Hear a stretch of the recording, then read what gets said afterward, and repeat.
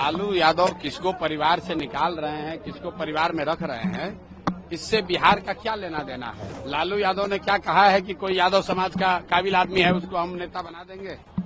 लालू यादव तो आज भी यही चाहते हैं कि तेजस्वी यादव ही बिहार के नेता बने।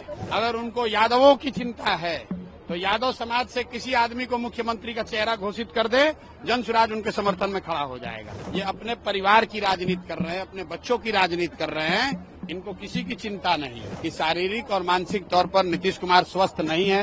नीति आयोग के मीटिंग में जाते तो 4 आदमी देख लेता कि भाई इनका हालत है खराब। अरे भैया, जब दिमागे ठीक नहीं है, दिमाग काम नहीं कर रहा है तो किसी मीटिंग में जाएंगे, किसी में नहीं जाएंगे।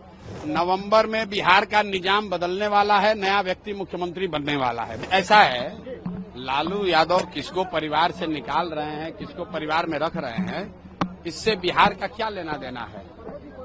लालू यादव ने क्या कहा है कि कोई यादव समाज का काबिल आदमी है उसको हम नेता बना देंगे।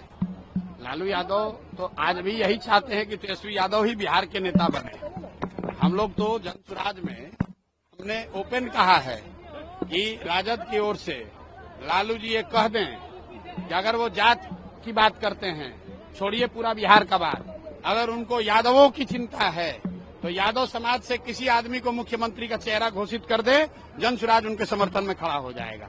खड़ा होकर दिखाइए। अरे ये जात की बात करने वाले जो नेता है, ये जात की राजनीति नहीं कर रहे हैं, ये अपने परिवार की राजनीति कर रहे हैं, अपने बच्चों की राजनीति कर रहे हैं। इनको किसी की चिंता नहीं है।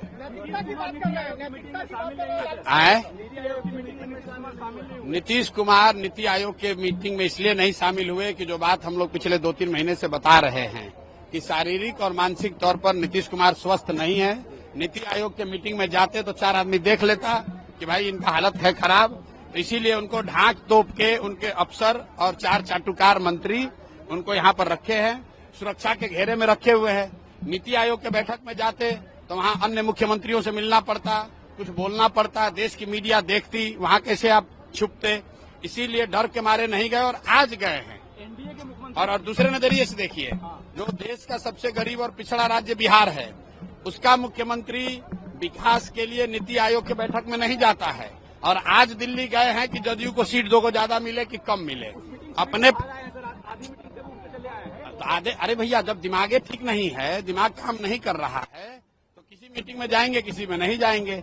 लेकिन जो समझने वाली बात है कि नीति आयोग बिहार के विकास के मुद्दे के लिए बैठक थी, देश भर के मुख्यमंत्री जमा हुए थे, तो वहां पर न जाना चाहिए। प्राइवेट मीटिंग में आप जाइए चाहे न जाइए, उसका क्या फायदा। आपको लगता है इसके बाद भी बीजेपी उनको चेहरा मानने की, बीजेपी उनको चेहरा बनाकर चुनाव तक रखना ही रखना है बीजेपी को, क्योंकि जानता है कि न रखेंगे तो भाग के उधर चले जाएंगे।